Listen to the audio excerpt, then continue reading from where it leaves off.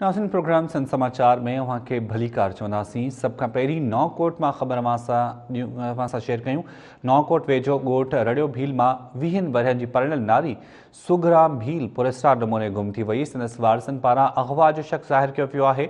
नारी जे वारसनि जो चवणु आहे त गुज़िरियल राति खां नारी गुम आहे। शक आहे त खेसि अग़वा कयो वियो आहे। खेसि बाज़ियाब कराए इंसाफ़ ऐं तहफ़ुज़ फ़राहम कयो वञे। अपडेट्स मालूम कंदासीं हफ़ीज़ सिंधी खां। हफ़ीज़, छा अपडेट्स आहिनि वधीक? जी बिल्कुल, इहो नवकोट वेझो कलोई पुलिस जे हद जो ॻोठ रड़ियो भील है, जंहिंमां राति देर सां 20 वरनि जी परिणियल नारी सुगड़ा ज़ाल लालचंद भील पुरस्कार नमूने गुम थी वई आहे। वारसनि पारां शक ज़ाहिर कयो वियो आहे त असांजी न्याणी सुगड़ा खे जेको आहे अगवा कयो वियो आहे। इन सिलसिले में नारी जे ॾेर ऐं उनजे सहुरे जेको आहे ॿुधायो आहे त असां राति देर सां जेको आहे असांखे नशे जूं गोरियूं ॾिनियूं वियूं आहिनि ऐं उन बाद जेको आहे असांजी जेका छोकिरी आहे सुगड़ा ज़ाल लालचंद उन्हीं खे जेको आहे जवाबदार अगवा करे विया आहिनि। इन सिलसिले में असां जेको आहे रिपोर्ट कलोई पुलिस खे बि ॾिनी आहे, लेकिन हिन वक़्त ताईं का बि अग्राही न थी आहे। हिननि जेको आहे वसवारनि इदारनि खां मुतालबो कयो आहे त फौरन असांजी गुम थियल सुगड़ा ज़ाल लालचंद भील खे बाज़ियाब कराए असां सां इंसाफ़ कयो वञे। जी ठीकु आहे, वॾी महिरबानी हफ़ीज़ नोड़ियो अपडेट करण जे लाइ।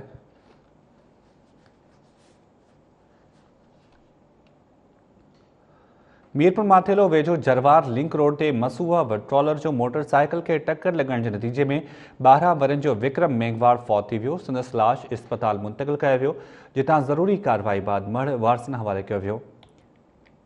मीरपुर माथेलो मां इहा ख़बर असां शेयर कयूं पिया, जिते जरवार लिंक रोड ते मसूआ वटि ट्रॉलर जो मोटरसाइकिल खे टक्कर लॻण जे नतीजे में 12 वरनि जो विक्रम मेघवाड़ फौत थी वियो।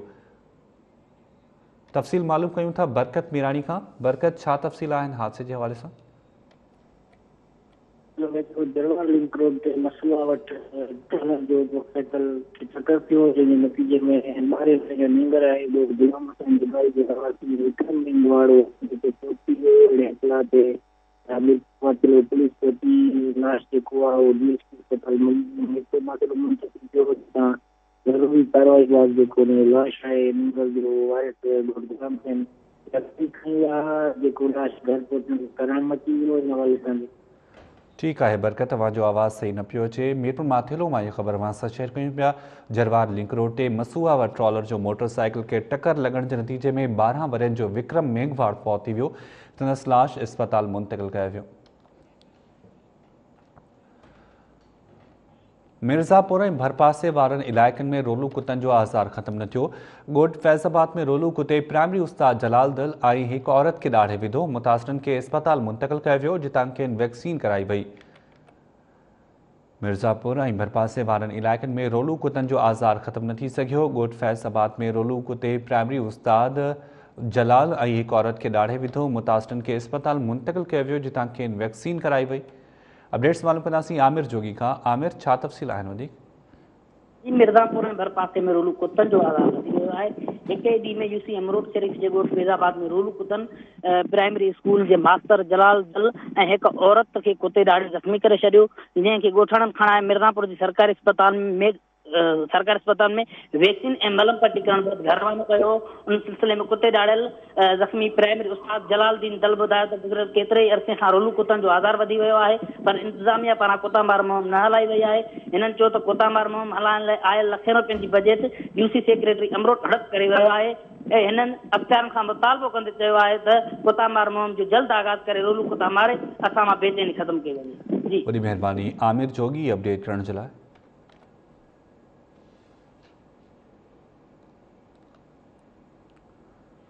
पीरवसण वेझो ॻोठ ज़ुबैर राजपर में परिणियल औरत नजमा राजपर 3 ॼणनि ते ज़्यादती जो इल्ज़ाम लॻायो आहे। औरत जवाबदारनि ख़िलाफ़ थाणे ते पहुती पुलिस खेसि मेडिकल लाइ लेटर ॾेई रवानो करे छॾियो। औरत जो इल्ज़ाम आहे त अब्दुल वहीद फरमान राजपर हिकु अणॼातल जवाबदार ज़्यादती कई, नोटिस वठी इंसाफ़ फ़राहम कयो वञे। अपडेट्स मालूम कंदासीं वसीम नाज़ खां। वसीम, छा तफ़सील आहिनि?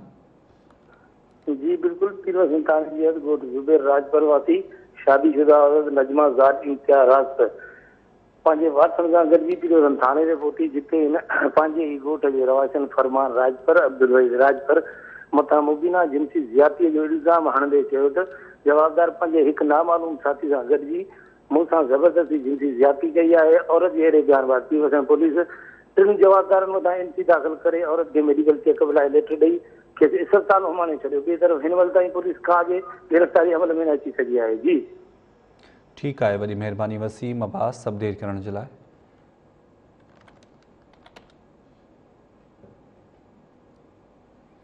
जुडो में 2 मासूम नींगरनि ऐं नौजवान जे पुलिस हथां खमझण ख़िलाफ़ ॻोठाणनि एहतजाज कयो। ॻोठाणनि चयो त पुलिस घर ते चढ़ाई करे 2 नींगरनि ऐं नौजवान खे खंभे गुम कयो आहे। 2 नींगरनि ऐं नौजवान खे बासियाब कराए इंसाफ़ फराहम कयो वञे। तफ़सील ॿुधाए रहियो आहे सुरेश कुमार।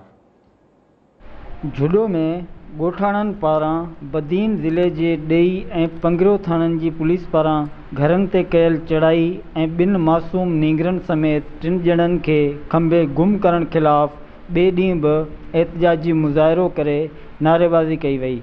उन मौक़े ते हिननि टाइम न्यूज़ सां ॻाल्हाईंदे चयो त असांजे घरनि में पुलिस गिड़ी हिकिड़ो मुंहिंजो भाउ आहिनि, 2 भाइटा मुंहिंजा खणी आई आहे। ठीकु आहे न, 2 भाइटा नंढा आहिनि, मासूम आहिनि। हिकिड़ो 8 साल जो आहे, जावेद 8 साल, जावेद 9 साल जो आहे, असगर 8 साल जो आहे। ठीकु आहे न, उहे 3 माण्हू अञा ताईं असांखे को पतो कोन पियो। असां वस वारनि खे अपील कयूं था त असां सां इंसाफ़ कयो वञे।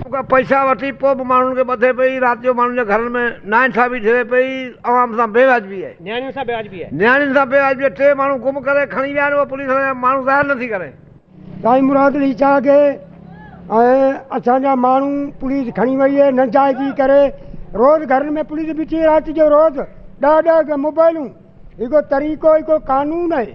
अॼु ॿियो ॾींहुं थियो आहे, DIG असीं अपील करूं था त असांजा माण्हू ज़ाहिर कनि। अॼु ॿियो ॾींहुं थियो, असांजे माण्हुनि जो को बि पतो कोन पियो आहे।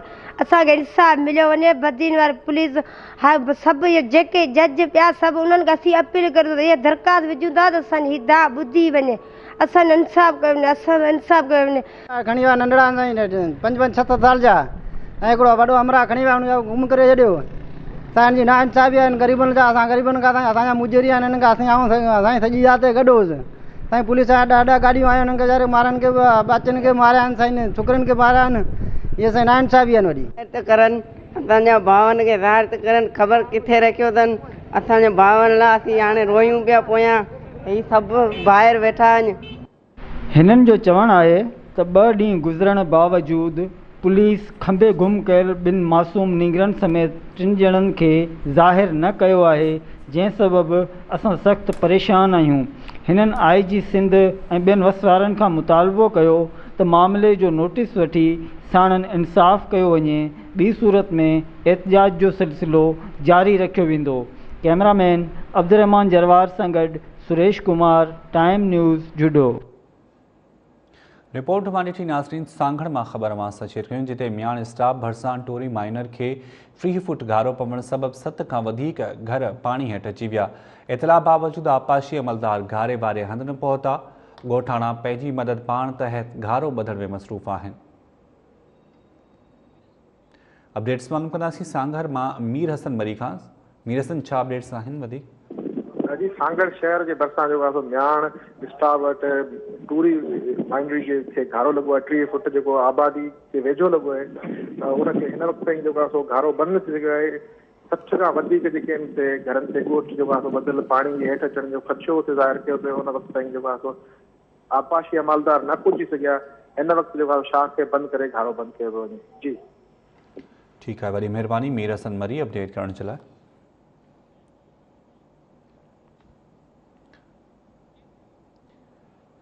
हैदराबाद में ॻोठ मोहम्मद सफ़र ख़ासकेली जी रहवासन नारी राहीला ख़ासकेली मुड़ुस सां गॾिजी बासरनि जे मुबैना ज़ियादतियुनि ऐं धमकियुनि ख़िलाफ़ एहतजाज कयो। संदसि चवणु हो त 17 जुलाई ते शेर मोहम्मद ख़ासकेली सां परणो कयो, जंहिं बाद माइट वेरी बणिजी विया आहिनि, क़त्ल जूं धमकियूं ॾेई रहिया आहिनि। नोटिस वठी तहफ़ुज़ फराहम कयो वञे। हैदराबाद मां अपडेट्स मालूम कयूं था इम्तियाज़ खोसो खां। इम्तियाज़, छा तफ़सील आहिनि? बिल्कुल शायद ही जाम शोरो जो पिटारो जो ॻोठ आहे मोहम्मद सफ़र ख़ासकेली, उतां जी रवासन नारी राहीला दी नियाज़ मोहम्मद ख़ासकेली पंहिंजे मुड़ुस शेर मोहम्मद पुट एहसान ख़ासकेली सां गॾिजी तोहफ़ुज़ लाइ प्रेस क्लब साम्हूं एहतजाज कयो। इन मौक़े ते नारी ॿुधायो त हुन 17 जुलाई ते घरां निकिरी पसंदि जो परणो कयो आहे, जंहिं बाद वारस मुड़ुस समेत क़त्ल करण जूं धमकियूं पिया ॾियनि ऐं उन ख़ौफ़ में हू गुज़िरियल 18 ॾींहंनि खां ॻोठ वञण बदिरां इंसाफ़ लाइ दरबदर बणिजी मुख़्तलिफ़ हंधनि ते रिहाइश पज़ीर आहिनि। नारी जो चवणु आहे त पसंदि जो परणो करण बैदि हुनजो जेको चाचा आहिनि उनजा मक़बूल ख़ासकेली, मोहम्मद अयूब, मिशकीन अहमद, मंजूर अहमद, यासीन अली, वसीम ख़ासकेली ऐं ॿिया उहे उनजो जेको मुड़ुसु आहे हाणे उन जे माइटनि खे अगवा जेको उन्हनि केसनि में फासाइण जी धमकियूं ॾेई रहिया आहिनि। इन्हनि जो चवणु आहे त लाॻापियल थाणे ते उन्हनि तहफ़ुज़ लाइ दायो बि आहे, गॾोगॾु उन्हनि जेको निकाहनामो ऐं अदालती बयानु आहे उहो बि जमा करायो आहे, पर उन बावजूदि पुलिस जेको आहे हिननि जो तदारुक करण लाइ तयारु न आहे। हिननि IG सिंध, SSP जामशोरो ऐं DIG हैदराबाद खां मुतालबो कयो आहे त मामले जो नोटिस वठी हिननि खे इंसाफ़ ऐं तोहफ़ुज़ फराहम कयो वञे। जी शायद। ठीक है, वॾी महिरबानी इम्तियाज़ खोसो अपडेट करण जे लाइ। हैदराबाद मां ख़बर अवां सां शेयर कईसीं। ॻोठ मोहम्मद सफ़र ख़ासकेली जी रहवासण नारी राहिला ख़ासकेली मुड़ुस सां गॾिजी वासरनि जे मुबैना ज़ियादतियुनि ऐं धमकियुनि ख़िलाफ़ एहतजाज कयो।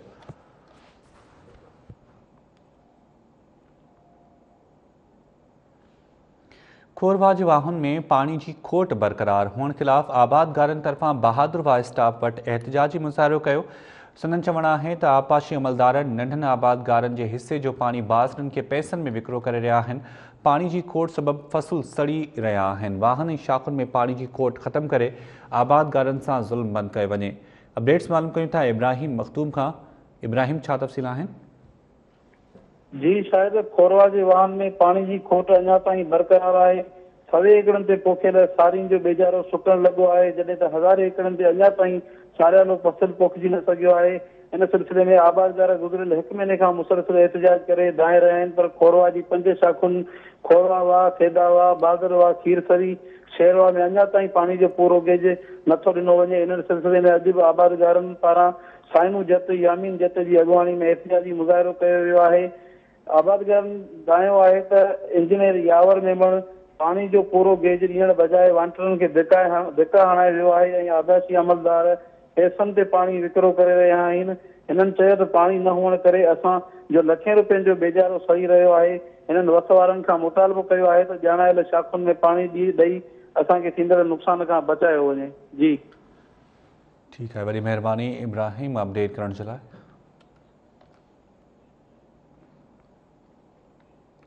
हाल में सैयद सूमार शाह जी मज़ार ते मुबैना कब्ज़े ऐं औरतुनि ते तशद्दुद ख़िलाफ़ एहतजाजी मुज़ाहिरो कयो वियो। ज़ख़्मी औरतुनि ऐं ज़ाइरीन जवाबदारनि जी गिरफ़्तारी लाइ नेशनल हाईवे ते धरणो हयो, जंहिं करे ट्रैफ़िक मुअतल थी वई। हाल में सैयद सूमार शाह जी मज़ार ते मुबैना कब्ज़े ऐं औरतुनि ते तशद्दुद ख़िलाफ़ एहतजाजी मुज़ाहिरो कयो वियो। अपडेट्स मालूम कंदासीं अब्दुल गफ़ूर मेमण खां। जी अब्दुल गफ़ूर, छा तफ़सील आहिनि? जीअं त हिते तव्हांखे ॿुधाईं थो हलां त हालात जे मसरूफ़ तरीन जेको आहे सो सैयद सूमार शाह जे मज़ार ते जेको आहे सो गुज़िरियल सालनि खां वठी केतिरनि सालनि खां वठी जो अरबा बिरादरी तालुक़ रखंदड़ 2 थिरनि में जेको तकरार हलंदो आहे, जेको हर साल जेको मुहर्रम जे महीने में थींदो रहंदो आहे। अॼु बि जेको उहे साॻी कंडीशन थी। अॼु जेको 1-2-12 जेको क़ुरान शरीफ़ विर्त करे रहियो त कुझु जेको माण्हुनि पारां जेको आहे सो हुननि ते जेको तशद्दुद कयो वियो, जंहिं वाक़े में जेको आहे सो केतिरियूं मायूं जो केतिरियूं औरतूं जो हालात थाणे ते पहुची जवाब सां गिरफ़्तारी ऐं जेको मज़ार जी बेहरमत जे ख़िलाफ़ एहतिजाज कयो। जंहिं हालात पुलिस पारां हुननि जो को बि दाद फ़रियाद न करण ते जेको आहे हुननि जेको एहतिजाज नेशनल हाईवे ब्लॉक करे पंहिंजो एहतिजाजी मुज़ाहिरो कयो।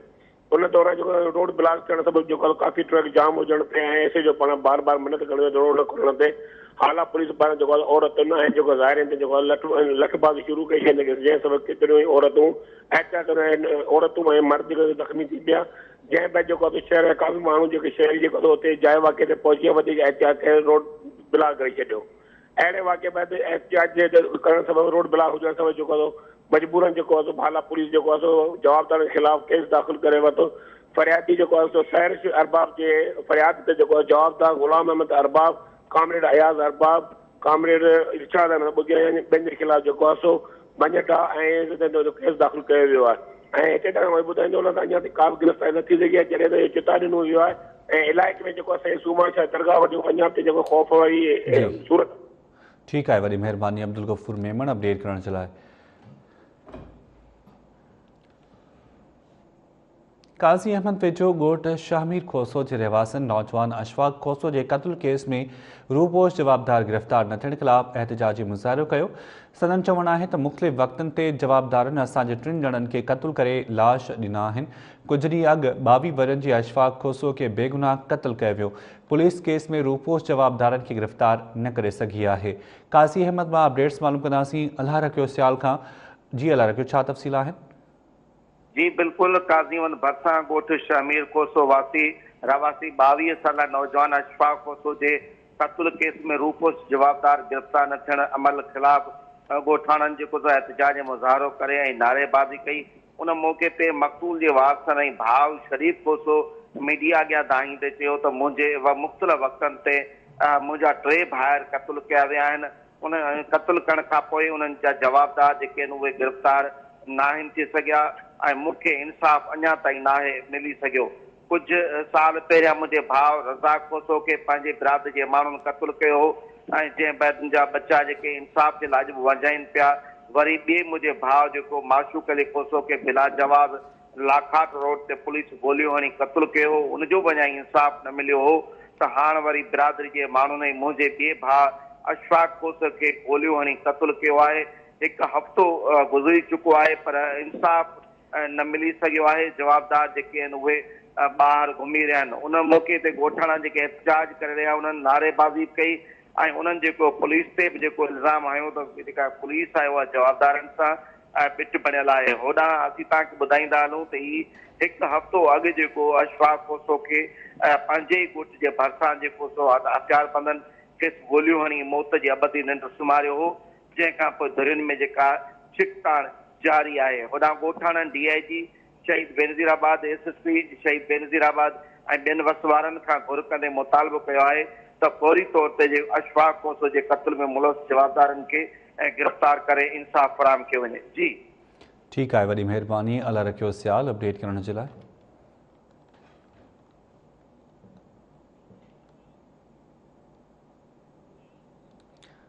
नाज़रीन, तव्हांखे आगाह कयोसीं काज़ी अहमद वेझो ॻोठ शामिर कोसो जे रहवासियुनि नौजवान अशफाक कोसो जे क़त्ल ख़िलाफ़ एहतजाज कयो। इन हवाले सां तव्हांखे अपडेट कयोसीं। नाज़रीन, हिते ख़बर अवां सां शेयर कंदासीं।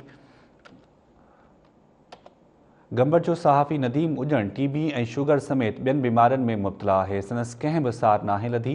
वारसनि जो चवणु आहे त नदीम उजण 2 महीननि खां बीमारी सबबि बेहोशी वारी हालत में आहे। डॉक्टर्स खेसि कराची रेफर कयो आहे। इलाज लाइ पैसा नाहिनि। सहाफ़ी तंज़ीमूं, चूंडियल नुमाइंदा ऐं हुकूमत माली सहायता करे नदीम उजण जो इलाज कराइनि। तफ़सील ॿुधाए रहियो आहे हफ़ीज़ मंगी। जीअं त नाज़रीन अभी ॾिसी रहिया त असीं हिन वक़्तु गंबड़ गिम्स अस्पताल में मौजूदु आहियूं, जिते गंबड़ जो सहाफ़ी नदीम उजण बीमारी सबबि ज़िंदगी ऐं मौत जे वाटे ते आहे। हिन वक़्तु उनखे HIV, दिमाग़ जी TB समेत शुगर जी जेका बीमारी आहे उन में वरितल आहे। हिन वक़्तु बहितर इलाज न थियण जे करे उनजा जेके वारस आहिनि उहे तमामु घणो परेशान आहिनि। हिन वक़्तु संदसि वारसनि खे इहो चयो पियो वञे त हिन जी बहितर इलाज लाइ सहाफ़ी नदीम उजण खे कराची जेको आहे उहो रेफर कयो पियो वञे। असां सां गॾु सहाफ़ी नदीम उजण जा वारस मौजूदु आहिनि। अॼु त उन्हनि सां ॻाल्हि ॿोल करियूं था त उहे छा पिया चवनि। हिन जो साईं लाड़काणे में 1.5 महीनो हुयासीं त इहो इलाजु हलियो न। हुकूमत आई आहे न असांखे चवां को अहिड़ो नुमाइंदा चूंडियल आया आहिनि, न वरी कंहिंजी असांजे परब घुर कई वई आहे। वरी हाणे असांखे 7 ॾींहं आहे हिते गिम्स में हूं, हिते बि न चूंडियल नुमाइंदा आया आहिनि, न वरी का अहिड़ी डॉक्टरनि सार लधी आहे। हाणे असांखे कराची वरी रेफर कयो थो वञे। असांखे हुकूमत जो जेको आहे सो खपे त असांखे को फौरी तौर मदद ॾिनी वञे। सहाफ़ी चूंडियल नुमाइंदा हे नदीम उजण गंबड़ जो सहाफ़ी आहे। हिन महिल असांखे जेको आहे सो रेफर कयो थो वञे कराची। हिन महिल असां वटि का शइ न आहे का। असां ग़रीब जेको आहे सो कीअं कयूं, काॾे वञूं। इन करे अलाह जो नालो आहे, मां थी चवां मुंहिंजे पुट जो सुठो इलाजु थियो वञे। जहिड़ो तहिड़ो इलाजु त माना कुझु बि नथो करे। मुंहिंजे पुट जो माना ज़िंदगी बचाई वञे। बच्चा नंढड़ा अथसि। हिन महिल मुंहिंजो पुटु पियो आहे बेवाहो लॻो। मुंहिंजे पुट जो इलाजु कराए वञे। ख़ुदा जो नालो अथनि सहाफ़िन खे बि, वज़ीर आला खे बि, सिंध हुकूमत खे बि मुंहिंजे पुट जो इलाजु करायो वञे। मां तव्हांखे ॿुधाईंदो हलां त गंबड़ जो असांजो तमामु सीनियर सहाफ़ी आहे नदीम उजण जी तमामु वॾियूं कोशिशूं कावशूं आहिनि। इन असांजे समाज जे अंदरि जेको आहे हुन हिकिड़ो पंहिंजो किरदारु अदा कयो आहे सहाफ़ती हवाले सां। अॼु जॾहिं वक़्तु आयो आहे ऐं नदीम जेको आहे सो बीमार आहे त मूंखे अफ़सोस थिए थो पियो हुकुमराननि ते त जॾहिं असांजा हुकुमरान जॾहिं पंहिंजे सहाफ़ियुनि जी जेका सो मालिकी न कंदा आहिनि। असां जेको आहे सो सहाफ़ी जेके तंज़ीमूं आहिनि या असांजी जेकी सहाफ़ी बिरादरी आहे असां उन्हनि खे बि चवंदासीं त हिन मामले ते नोटिस वठनि ऐं हुकुमराननि सां राब्तो कनि असां गंबड़ प्रेस क्लब बि वॾी कोशिशि कई आहे। अॼु बि असांजी मुलाक़ात थी डॉक्टर रहीम भट्टी विम्स डायरेक्टर आहे। असां कोशिशि कयूं था त जेका तकलीफ़ आहे त उनखे कराची जेको आहे सो रवानो कयो वञे ऐं उनजी माली मदद बि थियणु खपे। गंबड़ जे सहाफ़ी नदीम हुजण जे वारसनि जो चवणु आहे त नदीम हुजण गुज़िरियल 2 महीननि खां वठी इन बेहोशी वारी हालत में आहे। इलाज मां जेको आहे उहो को बहितर फ़ाइदो नाहे मिली सघियो। गुज़िरियल 1 हफ़्ते खां हिते आहियूं पर अॼु हितां कराची जेको आहे उहो रेफर कयो पियो वञे। इन्हनि जो चवणु आहे त सहाफ़ी नदीम हुजण जो बहितर नमूने इलाज कराए संदसि ज़िंदगी जेका आहे उहा बचाई वञे ऐं सिंध सरकार ऐं सहाफ़ती जेके तंज़ीमूं आहिनि उहे बि अॻिते अचनि ऐं सहायता कनि त जीअं सहाफ़ी नदीम हुजण जो बहितर इलाज थिए ऐं हू सेहतियाब थी करे पंहिंजे बचनि सां पंहिंजी ज़िंदगी जेका आहे उहा बसर करे। रिपोर्ट मां ॾिठी नासरीन, घोटकी ज़िले में कोरोना वैक्सीनेशन वारो अमल जारी आहे। वधीक हिकु कैंप लॻाई वई आहे जंहिंजो AC घोटकी पारां इफ़्तिताह कयो वियो, जिते शहरनि वॾे अंग में पहुची कोरोना खां बचाव लाइ वैक्सीन कराई आहे।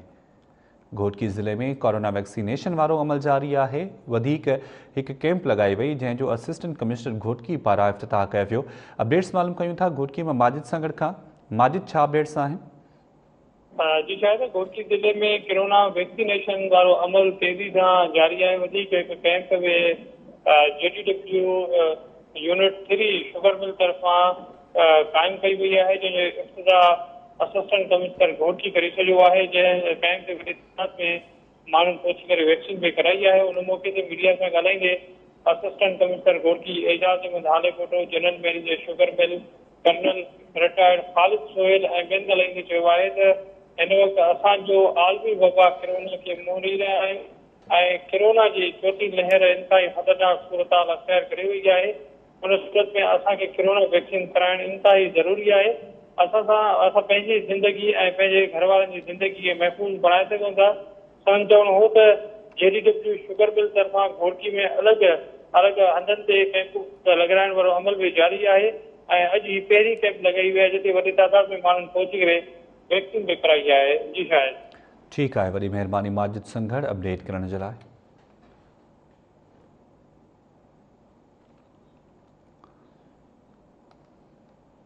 गाजी खोड़ में ॻोठाणनि नसीराबाद पुलिस जे मुबैना ज़्यादतियुनि ऐं ॻोठाणनि जी गिरफ़्तारी ख़िलाफ़ ॿिए ॾींहुं एहतिजाजी मुज़ाहिरो कयो। उन्हनि जो चवणु हो त नसीराबाद पुलिस 5 ॾींहं अॻु नज़ीर खोसो खे गिरफ़्तार करे गुम करे छॾियो आहे, जेका वॾी ज़्यादती आहे।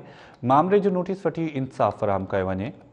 गाजी खोड़ में ॻोठाणनि नसीराबाद पुलिस जे मुबैना ज़्यादतियुनि ऐं ॻोठाणनि जी गिरफ़्तारी ख़िलाफ़ एहतिजाज कयो। मुदस्सिर खोड़ खां तफ़सील मालूम कयूं था। मुदस्सिर, छा तफ़सील आहिनि?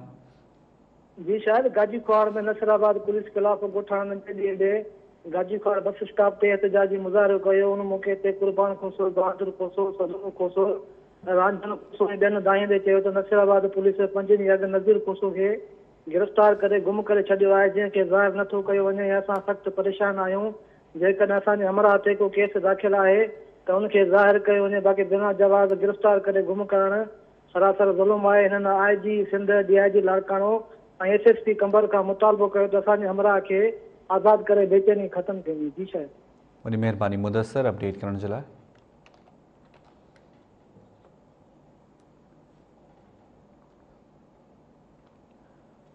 बख्शापुर वेझो ॻोठ शहनशाह में फसल जी भेल तां भंगवार बिरादरी जे 2 धुरनि विच में झेड़ो थी पियो। लठियूं ऐं कुहाड़ियूं लॻण सबबि 13 ॼणा ज़ख़्मी थी पिया, खेनि इस्पताल मुंतक़िल कयो वियो। ज़ख़्मियुनि में हाजी मंदोस्त, अमीन, सुबहान अली, नवाब, शौकत, मंसूर, गुलाम कादिर ऐं मया शामिल आहिनि। अपडेट्स मालूम कयूं था मुकेश करीवाल खां। मुकेश, छा तफ़सील आहिनि? जी बिल्कुल, बख्शापुर वेझो गुगले थाणे जी हट ॻोठ शहनशाह में भंगवार बिरादरी जे 2 धुरनि में फसल जी भेल तां झेड़ो थी पियो। ॿिन्ही धुरनि जी झेड़े दौरान लठियुनि ऐं कुहाड़ियुनि लॻण सबबि 1 धुर जा 9 ॼणा हाजी मंदोस्त, अमीन, सुबहान अली, नवाब, शौकत, मंसूर, गुलाम कादिर, गाज़ी, बहादुर भंगवार ऐं ॿी धुर जा 4 ॼणा पीरल, इखलाक अहमद, सुभान अहमद, अरबेलो भंगवार ज़ख़्मी थी पिया। इतलाबाद हद जी पुलिस वाक़े वारे हंधि पहुची ज़ख़्मियुनि खे सरकारी अस्पताल मुंतक़िल कयो वियो। हद जी पुलिस झेड़े जी तस्दीक कंदे हुननि जो चवणु हुयो त ज़ख़्मियुनि खे लेटर जारी करे इलाज लाइ रवानो कयो आहे। ठीकु आहे, वॾी महिरबानी मुकेश अपडेट करण जे लाइ। नाज़रीन, प्रोग्राम सिंध समाचार मां फ़िलहाल एतिरो ई। अवां ॾिसंदा रहो टाइम न्यूज़।